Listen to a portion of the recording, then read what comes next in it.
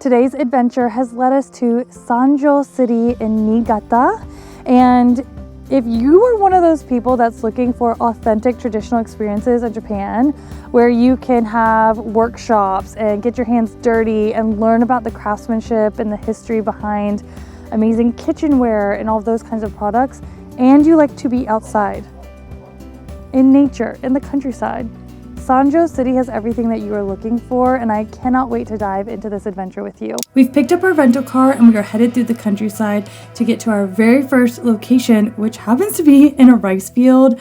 This is Madun factory tour and shop. They're famous for creating beautiful chopsticks and tableware, combining traditional techniques with modern designs. The door handles are these big chopsticks. That is so cute.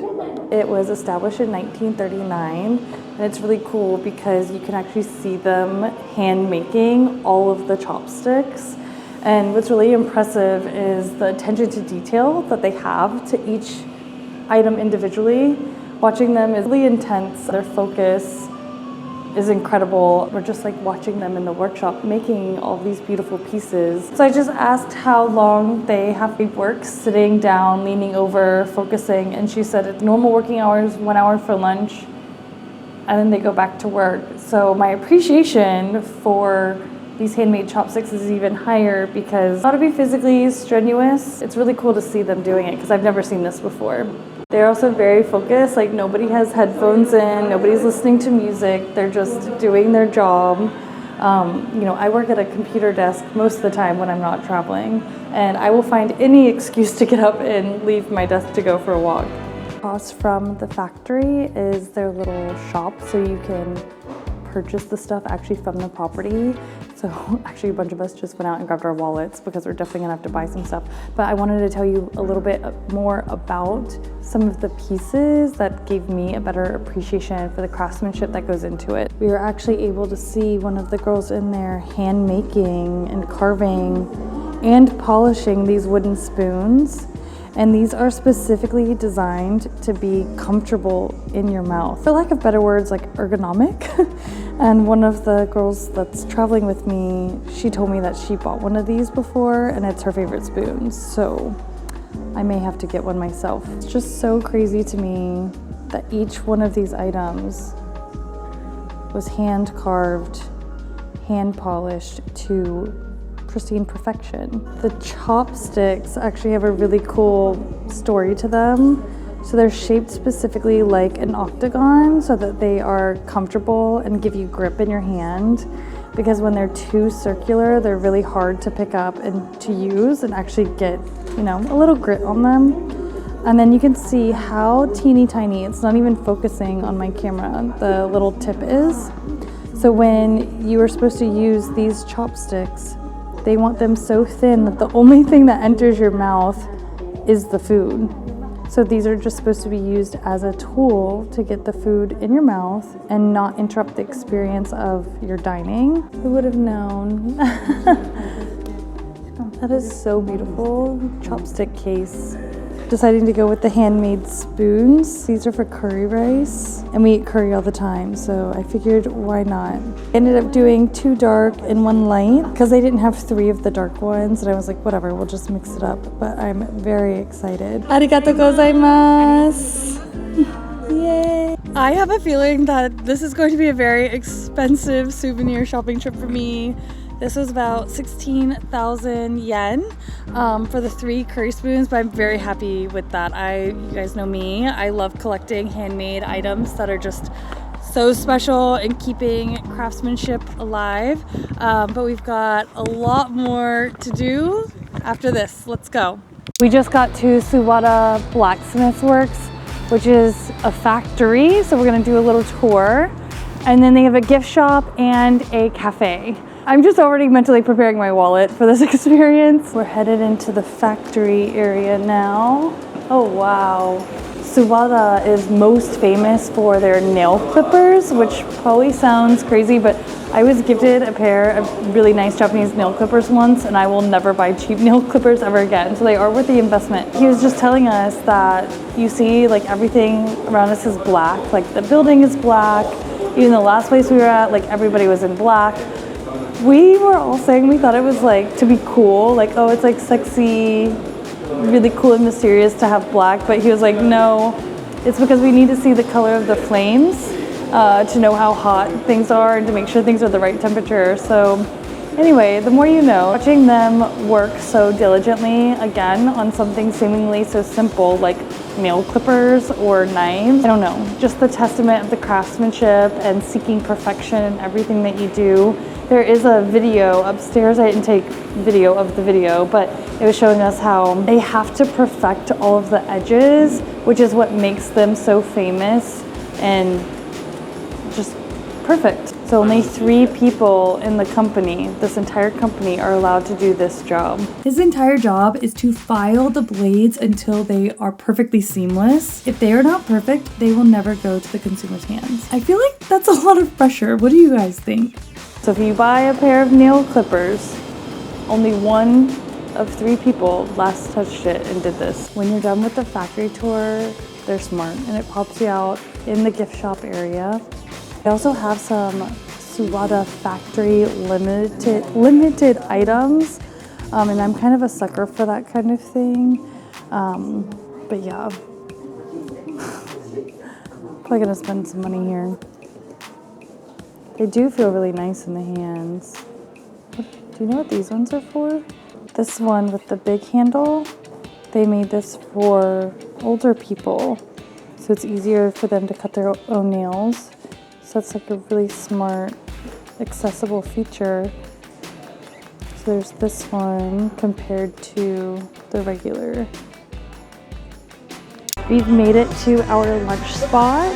It is a ramen and curry shop that's very famous in Sanjo City. It smells so good in here. It smells so good. This is one of my favorite styles of dining where you sit on the tatami floor. Their most famous dishes are the ramen curry and the katsu on the side. So I'm gonna get these. This is the mini, which I think is so adorable, and then this is the regular. Hey, we've got our lunch sets coming in. I got the mini kare ramen, and then we've got katsu on the side, so pork cutlet with rice, and then miso soup. And we were all just kind of laughing at the fact that we have like ramen and miso soup. It's a lot of soups. The oki, it's so big. We all got the curry ramen. Also sume. First time having curry ramen.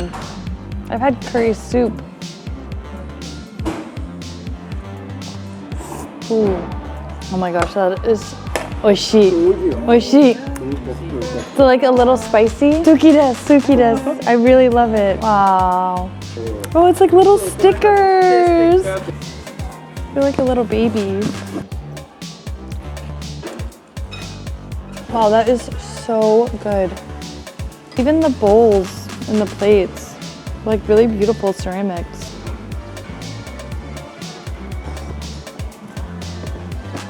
That was a 10 out of 10. All of us are so full. I was like, maybe we should go get a nap or a coffee before we go to the next place. But yeah, if you're here, please go by here. The head cook, the owner guy, came out and said hello too. I just didn't have my camera out. Super wonderful, very nice. I'm gonna be thinking about this food for a very long time. We have now just made it to the metal welding workshop. So I am actually going to solder, metal hammer, and make a letter opener. So let's go. Sanjo City's nickname is Blacksmith Town, so you're going to see metalworking and blacksmiths being a huge theme in today's video. Initially, blacksmiths were focused on making Japanese nails during the Edo period. This was centuries ago, and those nails were used to build temples and shrines throughout Japan. Then Niigata Prefecture was regarded as a great agricultural potential, so blacksmiths responded to this by making locally forged bladed agricultural tools such as sickles and hoes. And today you can still find a lot of these products, but they've expanded into outdoor products, industrial supplies, and culinary products such as knives and kitchenware that are loved by domestic and global customers.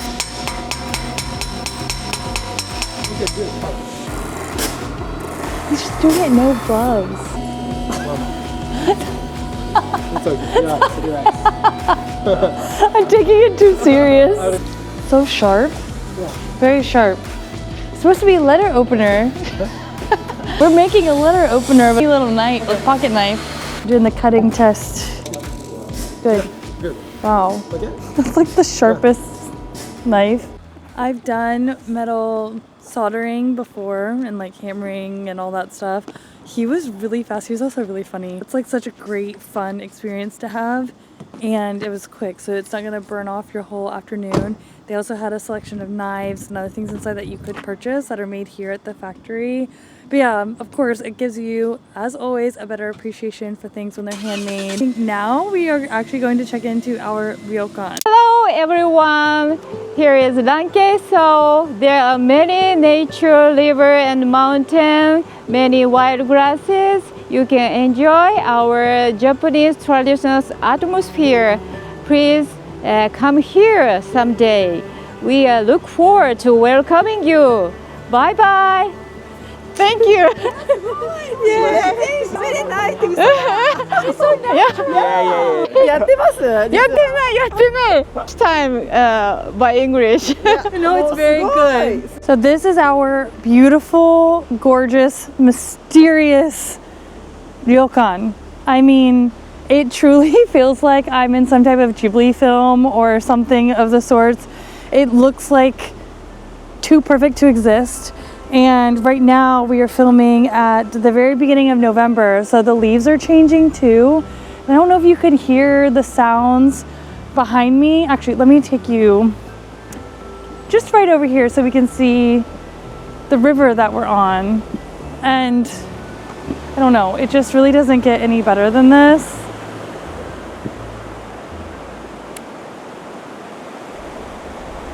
Yeah, so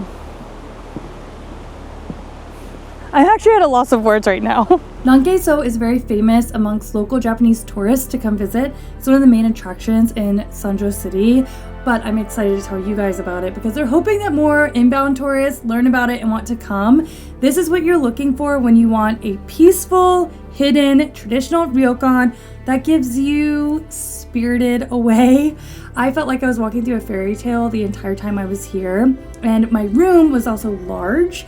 I think if you're traveling with a family, it would accommodate you perfectly. You can sleep on futons and separate the rooms.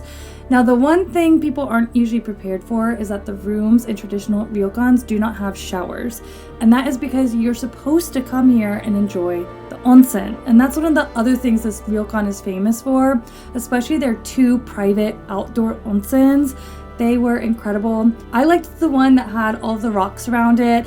It was such a beautiful ambiance to be outside, immersed in nature, and just listening to the river stream flow by. I haven't even gotten to talk about the food yet, which was incredible. Niigata area is famous for their agriculture, so their food is all sourced locally, and that's something that they love to celebrate. The menu changes daily and seasonally, and they even create little menus with pictures so you know exactly what you're eating. We had dinner here twice and breakfast, and both of them were incredible. We had a private room overlooking the garden, and yeah, I mean, when I tell you my batteries recharged 10 times over while I was here, that would be a complete understatement. We just got to Snow Peak, and I'm kind of geeking out over this because if you don't know what Snow Peak is, it's a Japanese outdoor lifestyle brand, and I really love it because it's somewhere between glamping and actual camping. Like, they try to elevate your outdoor experiences and make it luxury in a way, but we're at the flagship location here in Sanjo, which I didn't know that they had one of those. I'm going to give you guys a tour because they have a spa, a shop, and then a massive campground area. And what's really cool about the campground is that you actually don't have to own any camping stuff. You can rent the entire setup. Good morning. This is so cute. If you're from the States, Snow Peak is kind of like a Japanese REI, but really high quality manufactured products. And the metals actually come from Niigata. We're in the Snow Peak Designs Museum, and actually up here, they project a really cool video talking about the philosophy and concept and how Snow Peak actually started.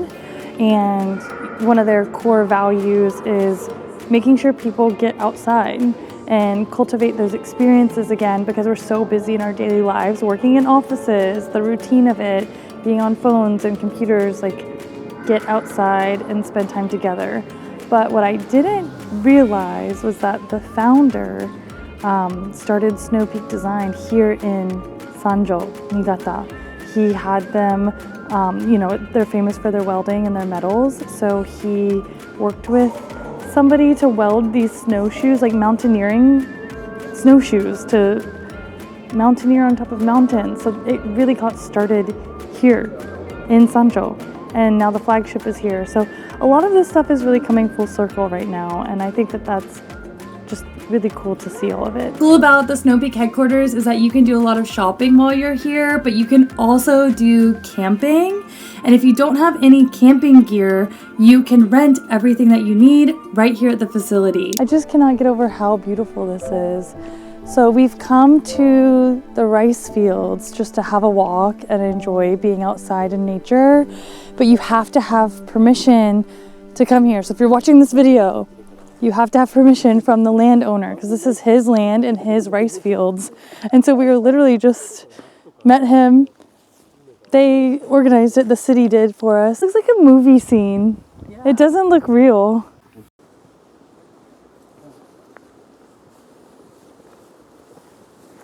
I just feel like I'm walking through a Ghibli film. You cannot tell me this is one of the most beautiful views ever. This is exactly what I'm thinking about and what I'm talking about when I say the Japanese countryside. Like, it is just unbelievably breathtaking. I feel like I'm walking through a postcard or like a Ghibli film or something like that, and like the blue skies. Paid actors. Paid actors. He's got a little chair and area to sit at and relax, and then that's the view. That is insane. Wow. I just need to do a quick 360 for you guys so you can see everything. And there's actually paths that go into this wooded area. It looks really dense, really mysterious, and really beautiful. This is all his land. We just spent a lot of time just enjoying the atmosphere. It kind of recharges me to go and do things like this. And it's truly what I wish for you guys when you come visit Japan, is to find things like this and, you know, do it the right way and just enjoy being outside. Like, it's so great. And also, like, his house is so huge. They said they think he's gonna come outside and say bye to us. And I didn't realize it was private property before I chose to like want to come here. Otherwise I would have brought him like a little gift or something, so I kind of feel bad. But he seems to be really happy that we came to enjoy it. And yeah, I think that's just really sweet too. Arigatou gozaimashita. Kirei. That is so sweet. He just offered us some vegetables to take home. Wow, sugoi. Wow. Wow. Oh my gosh. Wow, tacos. Oh my gosh, it's everywhere. Okay. Oh my gosh, that is so funny. Arigato. Bye bye. I'm also like very appreciative because he seems very busy. Oh yeah. And he still took time to like let us come visit and then talk to us. Like, if someone just came to my house and they were like, I want to walk around your garden and then talk to you for a few minutes, I'd be like, no, get off my, you know what I mean? We're stopping for some delicious soba lunch. It's handmade soba, and then we're gonna do a little bit of some souvenir shopping. There's soba, but I really want to get the miso chicken. It looks so good.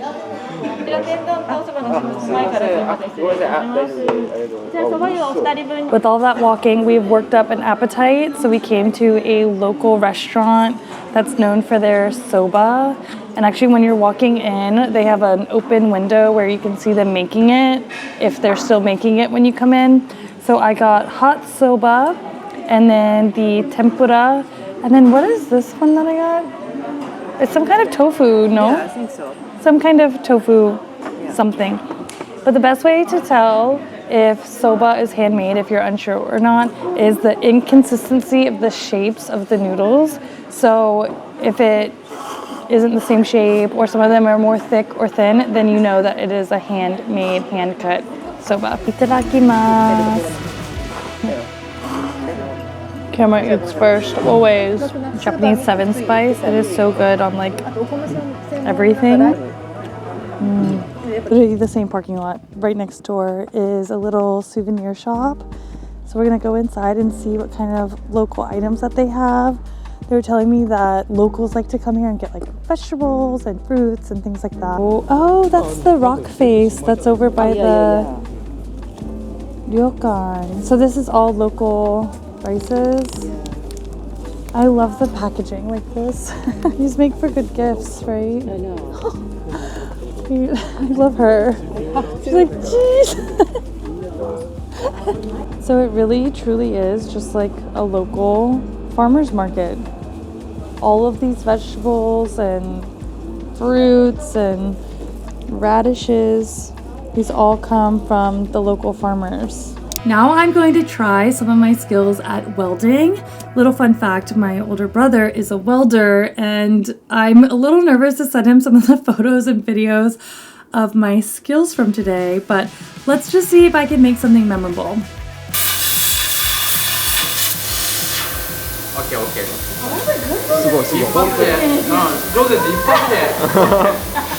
Very good. Earlier in the video, we talked a little bit about blacksmithing and welding industries in Sanjo City and how they grew from the necessity of supporting agriculture in a flood-prone area.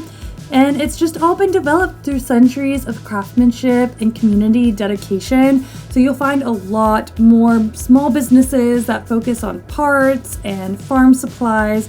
And so it's really cool to be able to experience this and see how much hard work actually goes into this, because I was really not that great at this. Today, Sanjo's metalworking tradition is both a cultural cornerstone and a globally recognized industry, and it just truly embodies the city's resilience, innovation, and enduring legacy.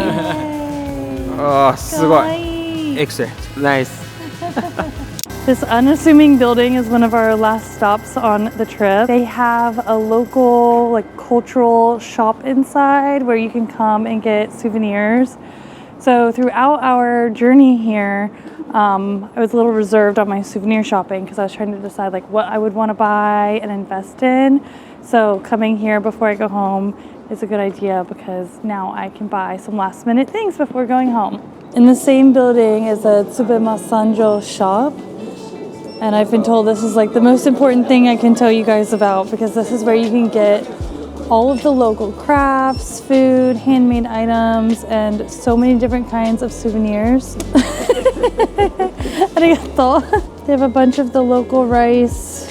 It's the same price as the shop we were at yesterday. The packaging is so cute. Onsens are so famous and popular. These are little onsen packets. So instead of like a bubble bath, you can take an onsen bath at home.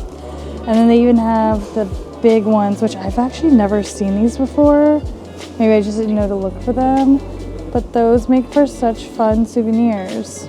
But it's nice, they actually have a lot of English on things, so the soup spoon is pretty. Yeah.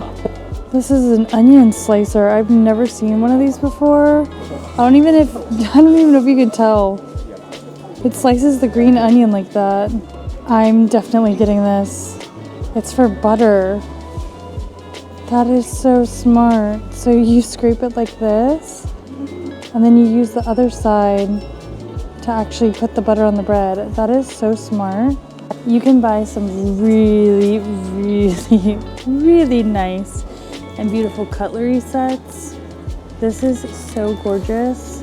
These pots and pans are so stunning. I love them. This place is really, really big. It's quite overwhelming actually, because you kind of forget what you need. I wasn't expecting such a big variety of things, but literally anything that you can think of that's metal, soldered, knives, all that stuff you can find here. They even have a bunch of tools, like not just for the kitchen. Axes, camping knives. Hey, here are the goods. Got some kitchen stuff, a new knife, some metal ladles. I'm happy about it.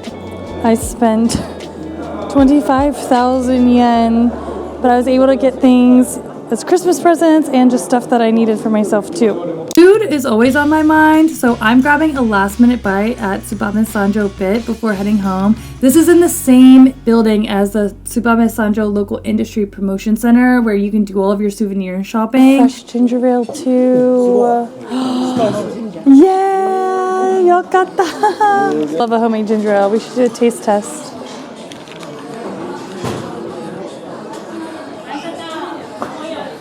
Oishii. That might be one of the best ginger ales I've ever had. Yeah, it's amazing. Of this restaurant is to celebrate Tsubame and Sanjo City. All of the food is local, the produce is local, everything's sourced here. And then even like all of the silverware, cups, it's all made right here. So happy. Super cute. It's like there's some mushrooms, some mountain vegetables maybe. It looks amazing. Our pasta just got here. It's a crab and cream tomato pasta. It looks so amazing. I cannot wait to try it.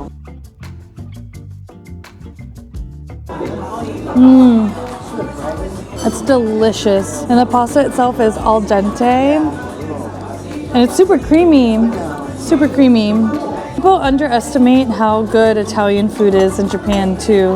It's always like amazing. Now that you've officially fallen in love with Sanjo City for the same reasons that I have, please make sure you put it on your travel list for the next time you're in Japan, or if you're living here, you add it because it's beautiful and they really want foreigners and other inbound tourists to come experience the beautiful culture that they have and love too. So that being said, I've got another adventure to get to. I'll see you guys in the next one. Bye!